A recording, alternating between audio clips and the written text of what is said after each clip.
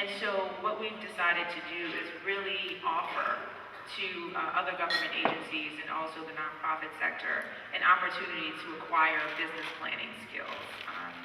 We do that in a few ways, through the Social Innovators Institute, whereby individuals, organizations actually go through the business planning process.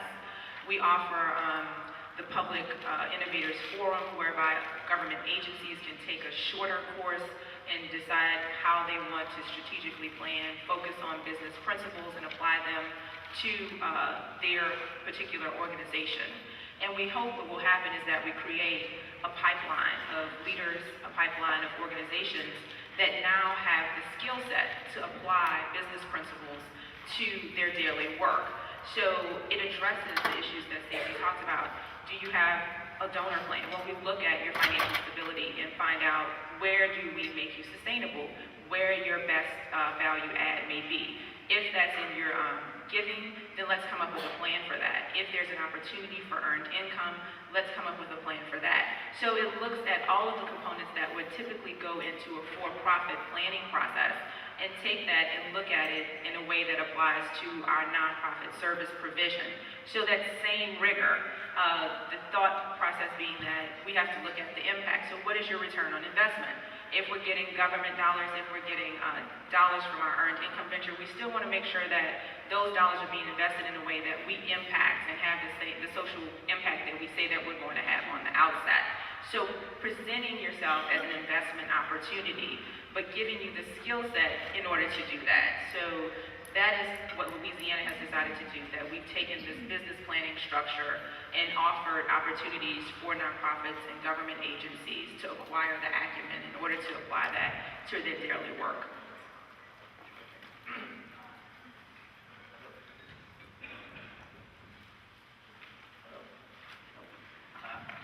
Thanks. Hi. I'm gonna shift us to the topic of measurement or evaluation, and actually let each of you, if you could be succinct, but I think it'll be interesting to hear the viewpoint. Let me try to set the context here, though, for a moment, if I could. For the longest period of time, at least from the perch that I'm on, measurement has been done sporadically, driven by individual requests by different grant makers, focused more often on outputs than outcomes, although outcomes are hard to get to. In addition to that, it's expensive, so we don't want to deny that. And even, I think, 10 or 15 years ago, when the United Way and other organizations came up with something called the logic model and said people should have it, there have not necessarily been a lot of resources provided to actually allow people to figure out how to measure better. So sort of been asked to do a lot without a lot is, I think, the best way to do it. That, unfortunately, is probably one of the challenging ramifications of this, of the social innovation movement, I guess, if you want to call that's happening right now. And I speak from direct experience because up in Washington, with this social innovation fund that's, as Liz just talked about, just been appropriated, there also is a Department of Education I3 Innovations Fund. Government is looking very, very closely at what measurement means right now, much more than it ever has before, which puts large ramifications on the sector. There is a comment on the blog of the head of the OMB, Peter Orszag, that said that no organization should get government money unless they have random control trials. And if you know what random control trials are, they're very, very expensive. And not only are there not that many organizations, although it's good to hear some of the innovators you chose that have them, but the community-based organization that's probably doing really good, solid work is certainly probably never going to get there.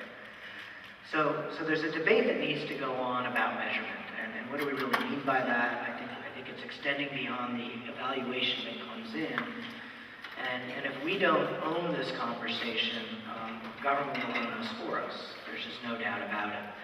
And so I put that out there to try to set the context, because I think it's a tough one that's going on right now, that it's about to get tougher as these guidelines from these two different grant programs come out.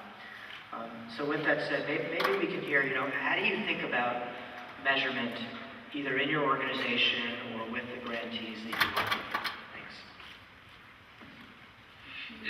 I think it comes down to two things, is outputs and rigor.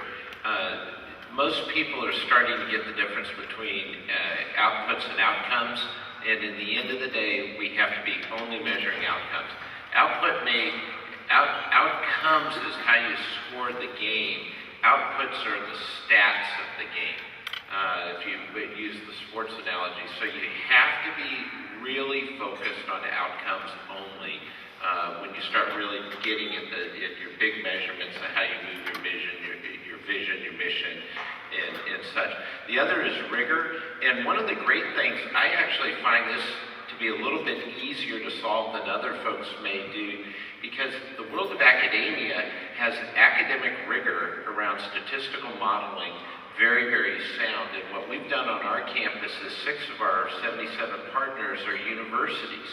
So we've actually formed an IRB on our campus and connected all of our universities, and basically we have a research, we call it R&D. We have an R&D shop on our campus. Can you just say what an IRB is? I don't think people know. Yeah, it's the review board. If you do any sort of studies on any individuals, it needs to be reviewed to make sure it's ethical practice, it's appropriate, protection, transparency. After you do a study, you're supposed to go back to your people you studied and offered to share the results and such like that. And so the world of academia is, in most places, is sitting right in front of you, very willing to help. We went to them and said, do you want a laboratory? And we consider our campus a laboratory for them to do research with, and we put 2 of the research offices up on our 2nd floor with our executive office area. And so I think tapping into academia is one of the best and cheapest ways you can get at it. So I think it's rigor and outcomes. I feel like evaluation can be a rabbit hole for a lot of the nonprofits, and I think that sometimes we make it much more difficult than we really have to. I think that every program that you establish should have an impact that you're going to monitor from the very beginning. Otherwise, don't start it. Make sure that you know who else is doing it, and borrow from who else is measuring that work. I think one of the best examples in our sector is the work that Annie E. Casey has been doing with Kids Count and the state-by-state indicators that they've monitored for us.